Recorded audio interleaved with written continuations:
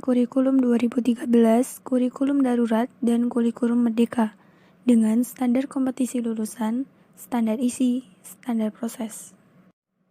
Kurikulum 2013 yang pertama, standar kompetisi lulusan. Standar ini berkaitan erat dengan kriteria kemampuan lulusan dari suatu instansi pendidikan. Setiap peserta didik yang lulus dari suatu jenjang pendidikan diharapkan memiliki kemampuan sikap, pengetahuan, dan keterampilan yang memadai dan sesuai dengan standar yang berlaku. 2. Standar isi. Yang diatur dalam standar isi mencakup komponen materi dan tingkat kompetisi minimal yang dimiliki oleh siswa pada suatu jenjang pendidikan. Dengan kata lain, standar isi merupakan standar yang mengatur materi dan kompetisi dari suatu jenjang pendidikan demi terwujudnya lulusan yang kompeten. 3. Standar proses. Standar proses ini berkaitan dengan proses pelaksanaan pembelajaran di masing-masing jenjang pendidikan. Dalam menyelenggarakan proses pembelajaran, setiap instansi pendidikan harus melakukannya dengan interaktif, inspiratif, menyenangkan, dan partisipatif, atau mengikutsertakan peserta didik dalam proses pembelajaran. Kurikulum darurat yang pertama, standar kompetisi lulusan. Satuan pendidikan dalam kondisi khusus tidak diwajibkan menuntaskan seluruh capaian kurikulum untuk kenaikan kelas atau kelulusan.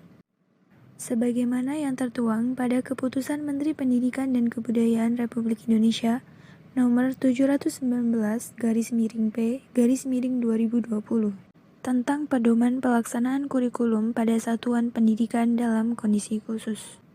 2. Standar isi. Kurikulum dibuat sesuai dengan kebutuhan belajar peserta didik dalam kondisi khusus. Tujuan kurikulum pada dasarnya terdiri dari: yang pertama, sasaran. 2. Tujuan. 3. Program pendidikan yang objektif. 3. Standar proses. Mengacu pada kurikulum 2013 dengan kompetisi dasar yang disederhanakan, sehingga berfokus pada kompetisi esensial dan kompetisi prasyarat untuk berkelanjutan pembelajaran di tingkat selanjutnya.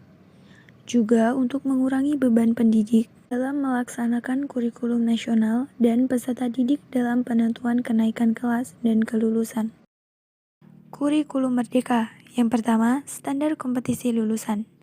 Standar kompetisi lulusan merupakan kriteria minimal tentang kesatuan sikap, keterampilan, dan pengetahuan yang menunjukkan capaian kemampuan peserta didik dari hasil pembelajarannya pada akhir jenjang pendidikan.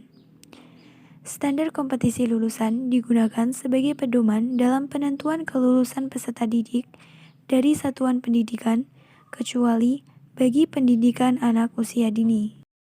2. Standar isi. Standar isi dikembangkan melalui perumusan ruang lingkup materi yang sesuai dengan kompetisi lulusan. Ruang lingkup materi merupakan bahan kajian dalam muatan pembelajaran yang dirumuskan berdasarkan: 1. Muatan wajib sesuai dengan ketentuan peraturan perundang-undangan. 2. Konsep keilmuan. 3. Jalur, jenjang, dan jenis pendidikan. Penyusunan standar isi dilakukan dengan merumuskan ruang lingkup materi pembelajaran yang sesuai untuk mengembangkan kompetisi peserta didik sesuai standar kompetisi lulusan. Melakukan penyesuaian dengan kemajuan pembelajaran atau learning progression. 3. Standar proses. Standar proses digunakan sebagai pedoman dalam melaksanakan proses pembelajaran yang efektif dan efisien, sehingga mampu mengembangkan potensi, prakarsa, kemampuan, dan kemandirian peserta didik secara optimal.